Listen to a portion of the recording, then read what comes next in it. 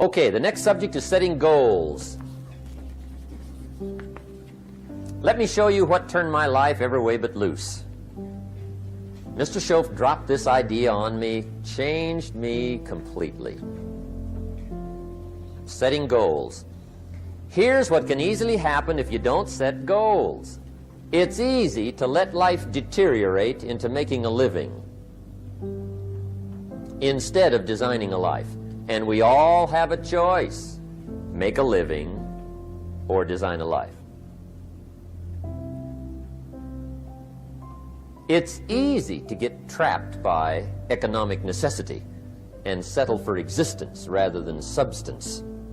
That's easy.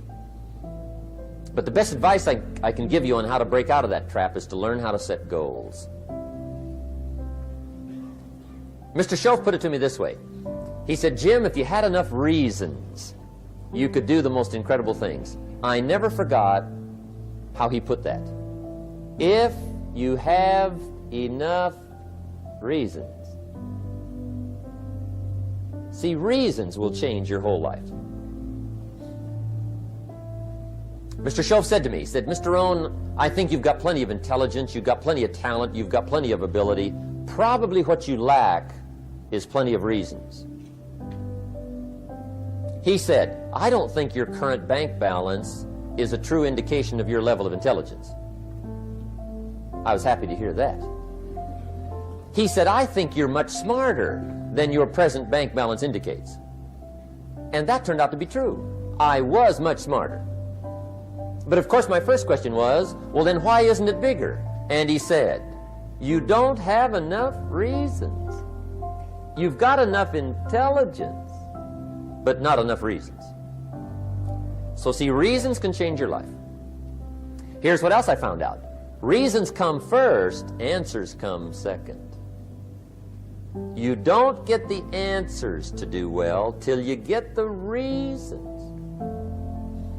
Life has a mysterious way of hanging on to all the answers and only gives them up to the people that are inspired by reasons. So reasons make the difference in how your life works out. Now, what are some of the reasons for doing well? Let's go through a quick list called Reasons for Doing Well. First is personal reasons. Some people do well for recognition. Some people do well for respect. Some people do well for the way it makes them feel. They love the feeling of being a winner. Those are good reasons. I have some millionaire friends that keep working 10, 12 hours a day, making more millions. And it's not because they need the money. It's because they need the joy and the satisfaction and the pleasure that comes from being a constant winner. And see, it's not just the money anyway. It's the journey, not the money. Once in a while somebody says to me, boy, if I had $1 million, I'd never work another day in my life. That's probably why the good Lord sees to it they don't get their million, right? They'd quit. They'd quit. Okay. Next is family reasons. Some people do extremely well for other people, and that's powerful. Human beings can greatly affect each other. Sometimes we will do things for somebody else we will not do for ourselves. We're made that way. I met a man one time who said, Mr. Rohn, to do all the things I want to do with my family around the world, he said, I got to have at least $250,000 a year. I thought, incredible. Could a guy's family affect him that much? And the answer is, of course. How fortunate are the people that find themselves greatly affected by somebody for personal achievement. And we are affected. The writer of a recent song said, if not for you, the winter would hold no spring, couldn't hear a robin sing. I just wouldn't have a clue if not for you. so we can be affected. That might be one of the most stimulating reasons to do well, finding somebody. When Andrew Carnegie died, the wee little Scotsman that built the big steel industry, when he died, they opened up his desk, and in one of the desk drawers, they found a slip of paper. On that piece of paper, Mr. Carnegie had written his goal for his life, and he wrote it when he was in his 20s. And on that piece of paper, it said, I'm going to spend the first half of my life accumulating money. I'm going to spend the last half of my life giving it all away. What a goal. He got so inspired by that goal that the first half of his life, he accumulated $450 million. And the last half of his life, he gave it all away. Good question tonight. What's got you turned on? What's got you bombed out of sight to get up early and stay up late and hit it all day? Next question. What's got you turned off? When I found the answers to those two questions, my life exploded into change. I finally found out what had me turned off, and I got that cured. And then I got me a long enough list of reasons to turn me on. And once the lights went on for me, age 25, they've never gone out. I've fallen out of the sky a few times, but I've never lost that drive to make something unique out of my life. See, reasons altered my whole life. Now, there's another list of reasons called nitty-gritty. Hard little reasons. Sometimes those little reasons are the most powerful reasons that can change your life. Sometimes it doesn't take much. I now carry several $100s in my money clip. It's only a few $100s, but it was one of those reasons turned my life around. Just before I met Mr. Schoaf, I heard a knock at the door. I go to the door, and there's a little girl standing there about this tall selling Girl Scout cookies. And she gave me one of the finest sales presentations I've ever heard. Special deal, several flavors, this whole package of stuff, $2. And with a big smile, she very politely asked me to buy. And I wanted to. Big problem. I'm broke. I don't have $2. And to this day, I can remember the pain and the embarrassment. I'm a father, I'm a husband, I've been to college, I'm working, I'm 25, I don't have $2. And I didn't want to tell her that for some reason. So I did what I thought was next best. I lied to her. I said, hey, look, I've already bought lots of Girl Scout cookies. I've still got plenty stacked in the house, which was not true. But it seemed to get me off the hook for the moment. She said, well, gosh, that's wonderful. Thank you very much. And she went away. When she left, I closed the door, and that was the day I said to myself, I don't want to live like this anymore. I've had it with lying, and I've had it with being broke. I'm never going to let this happen to me ever again. I promised that day I would work as hard as possible and would always carry plenty. It took me a little while, but now I do. It was one of those reasons. And I guess I carry plenty for two reasons. One is the way it makes me feel, but also in case I bump into another Girl Scout selling cookies. Right? I'm ready.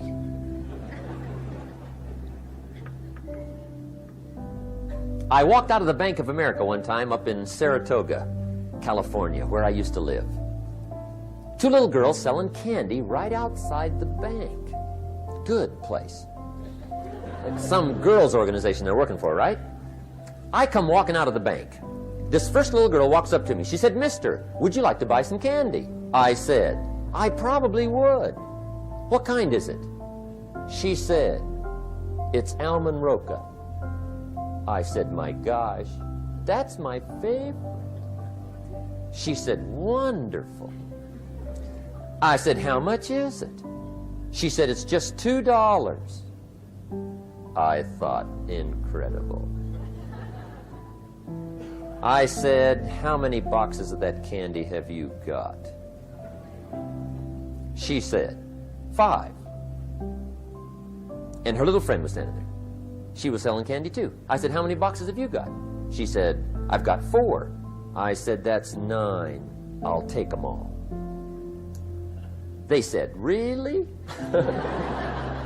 I said, yeah, it's my favorite. I've got some friends. I'll pass them around. They got so excited, put all this candy together. I reached in my pocket, gave them the $18.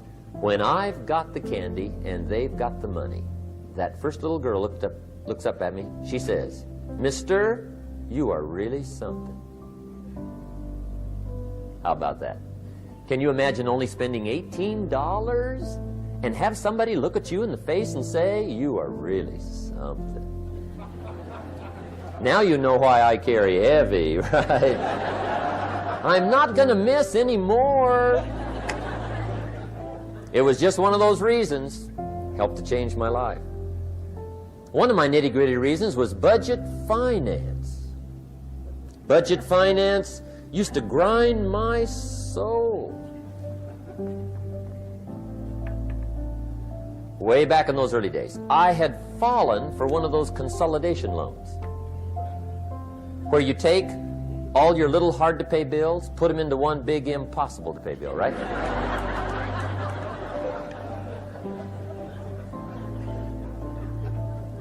I would get 4 or 5 payments behind. This one guy used to call me day and night. I don't think they're allowed to do that anymore. Harassed me. Threatened to run me in front of the judge. Threatened to ruin my credit.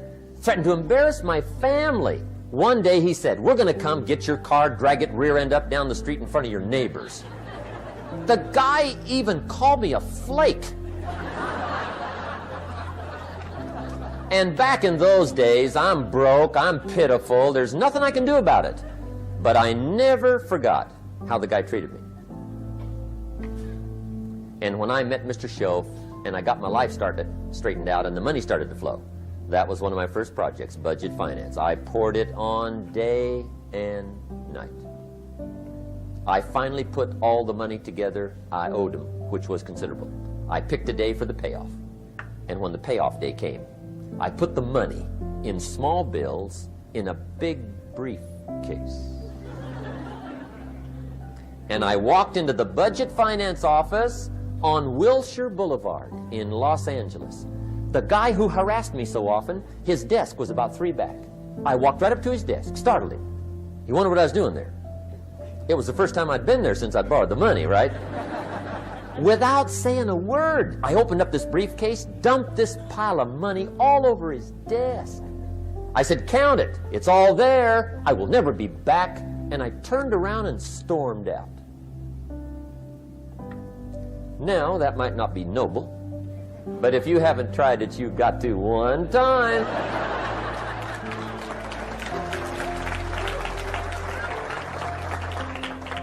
It can be the day that turns your life around. All you need is a reason that turns you on. One of my dear friends, Robert Depew, Bobby used to be a school teacher in Lindsay, olive capital of the world. Bobby taught school several years, got a little weary teaching school. One day decided he wanted to get into sales. So without telling anybody, he just up and quit his job teaching school and jumped into sales. When he did, his brother made fun of him, laughed at him, put him down, said Robert's lost his mind. Had a good job teaching school, now he thinks he's a salesman. He's going to go down the drain, lose everything. Just put him down something fierce. Bobby said, the way my brother acted when I got into sales, he said that made me so mad, I decided to get rich. And my question for you tonight is, Is it possible to get that mad? Of course. Wealth is not a matter of intelligence. It's a matter of inspiration. Today, Robert happens to be one of my millionaire friends. Bobby's rich.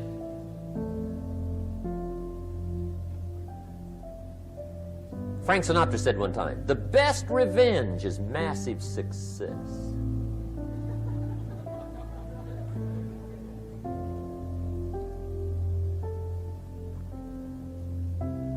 Hey, get you a long enough list of reasons so that after tonight you never lack for inspiration. You might not have all the answers right away, but you can get the answers if you can get the reasons. Now, let me give you a little simple formula for goal setting. Okay? We take 2.5 hours on the weekend for the whole 10-year plan. We don't have time for that tonight, but let me get you started with a little simple formula Mr. Schoaf gave me, and maybe this will be helpful. First of all, I've divided goals into two parts. First is long range. Long range goals. That's your dreams. Your dreams for the next 3, 5, 10, 20, 30, 40 years. Actually, the rest of your life. Your dreams. You've got to keep dreaming. Ronald Reagan, president, said to the joint session of Congress a few weeks ago, the Republic is a dream. And if we don't keep dreaming, we will lose the Republic. Your better future is a dream for yourself and for your family. Where do you want to go? What do you want to do? What do you want to be? What do you want to see? You've got to dream dreams. There's a Bible phrase that says, without dreams and visions, people perish. You've got to have something to go for that inspires the heart and the soul. Dreams. From the children of Sanchez, it says, take the crumbs from starving soldiers, they won't die. Take the bread from hungry children, they won't cry. But without dreams, we all will die. You've got to dream. Don't lose your dreams. For yourself, for your future, for your family. The dreams of love and enterprise and travel and doing things. Becoming something unique on your journey here. Don't lose your dreams. Do some dreaming. That's long-range goals. You've got to have those. So that's number one. Here's the second part of goals, short range. Short range goals. That's your goals for tomorrow, this week, this month, this year, the immediate future. We call these confidence builders. Because if you set up something short range, go for it, get it, latch onto it, work hard, accomplish it. That starts building your strong feelings to go for your dreams. Now, I've divided goals into 3 categories. Here they are. Number 1 is economic. That's your goals for money, income, business, profits, production. Economics. Make sure you've got your economics well planned. Economics plays a major role in everybody's life. Economics is major, which means it ought to be meticulously well planned for tomorrow, this week, this month, this year, long range. What if you asked somebody tomorrow if you could see their meticulously well-planned list of economic goals? What would they probably say? They'd say, you some kind of a nut? You must be weird. Hey, I found out what success is. Success is doing what the failures won't do. Make sure you've got your economics well planned. It'll put you in the top 5%. One of the key little subjects we talk about on the weekend is the 7 fundamentals for wealth and happiness.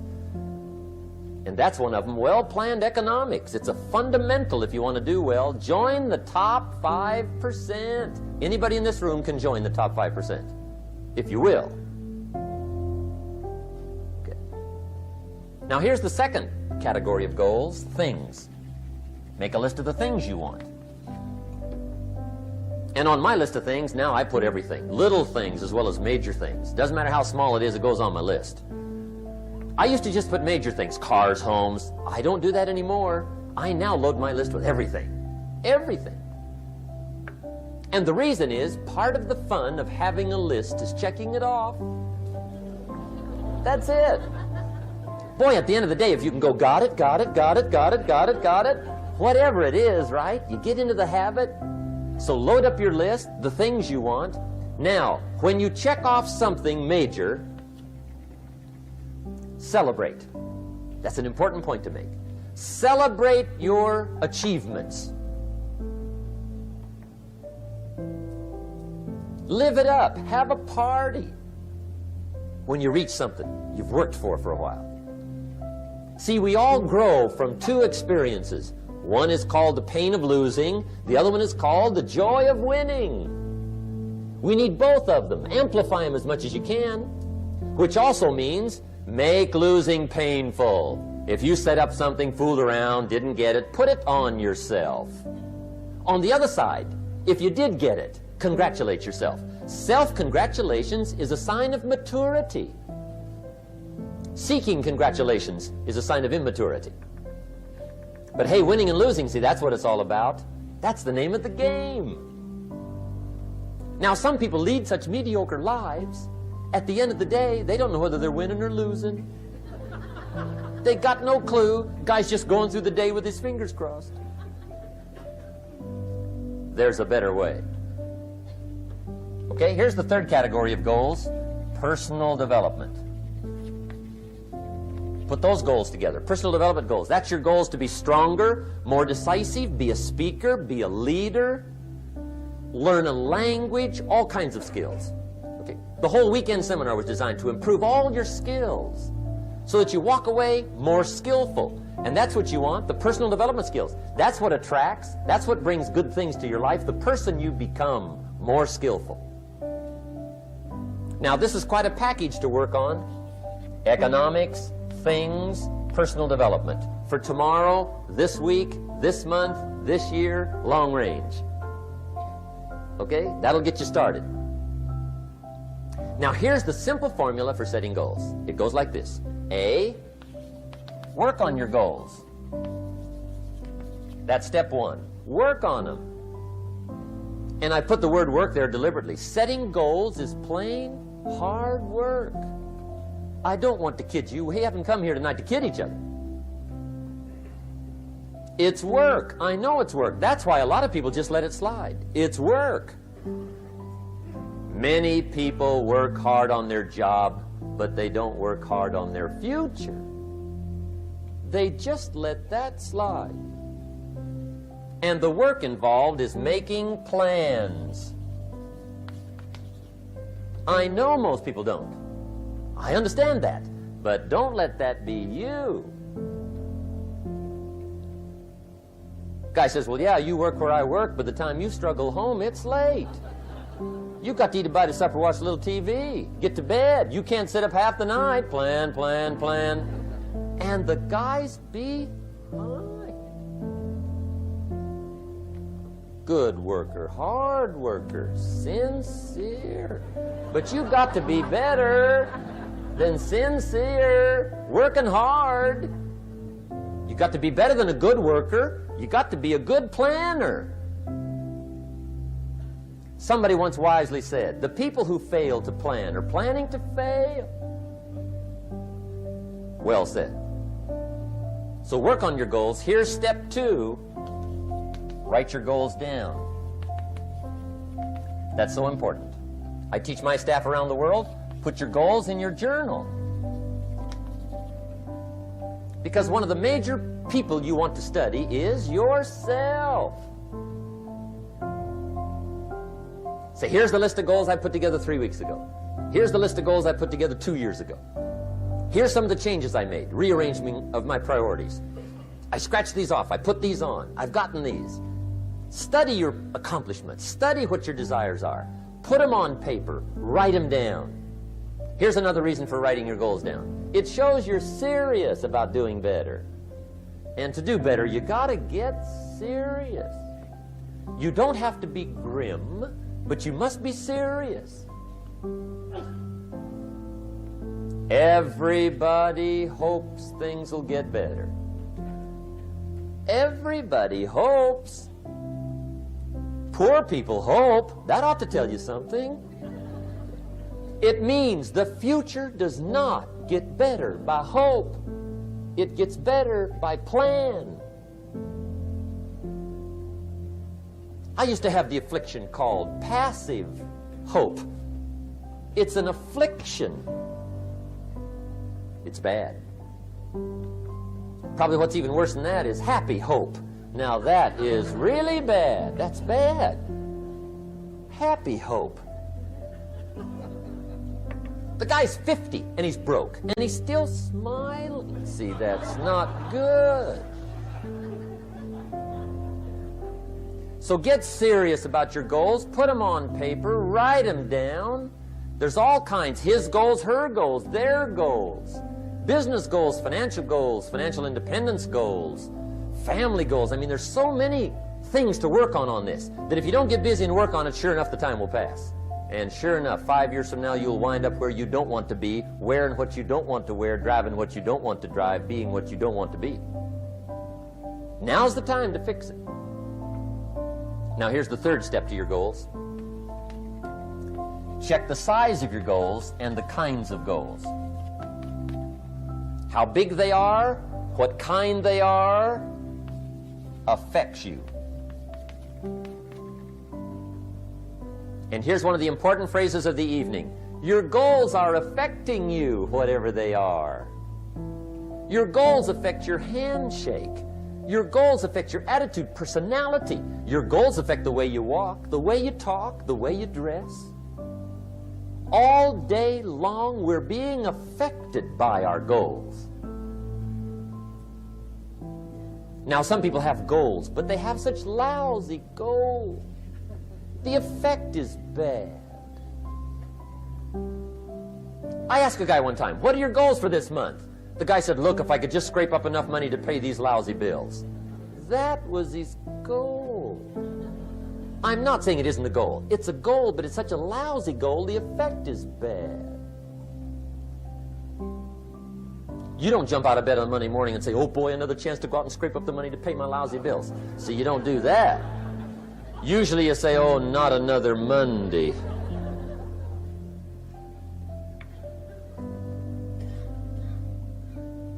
And some people have so given up on life, they have joined the thank God it's Friday club. How sad. Surely those are the same people, when life is over for them, will say, thank God it's over. Let me give you a Bible philosophy that teaches how to get whatever you want. That's the title of the next set of notes. How to get whatever you want.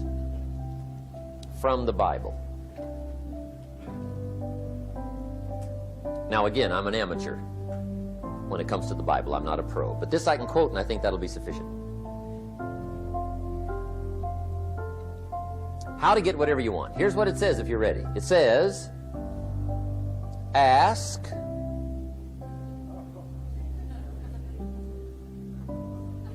that's it.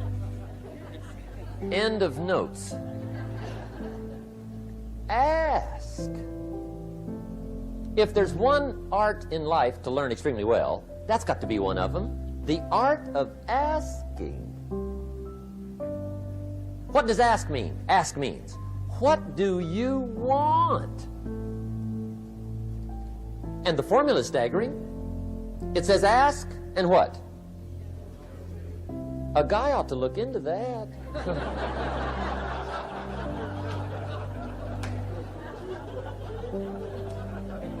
He says, yeah, but you work where I work. By the time you struggle home, it's late. You got to eat a bite of supper, watch a little TV, get to bed. You can't sit up half the night. Ask, ask, ask. And the guys be... See, you've got to be better than a good worker. You've got to be a good asker. Now, let me give you 3 key points on asking and receiving. This can do it. Number 1, asking is the beginning of receiving. Asking starts a unique process. mental and emotional. I don't even know how it works. All I know is it works. It's like pushing a button and all this machinery starts working. I don't know how. It just works. There's a lot of things you don't need to know how. Just work them. Some people are always studying the roots. Others are picking the fruit. I mean, it depends on what end of it you want in on.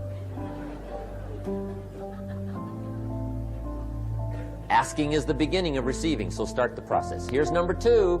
Receiving is not the problem. Receiving is automatic. Now, if that's true, receiving is not the problem, what's the problem? Failure to ask might be one of your major problems. I don't know. Check it out. The guy says, oh, now I see it. I got up last year and hit it every day, but there's not a scrap of paper with my goals on it. Good worker, poor asker. So you got to change that. Here's number 3. Receiving is like the ocean. There's plenty, especially in California. It's like an ocean here.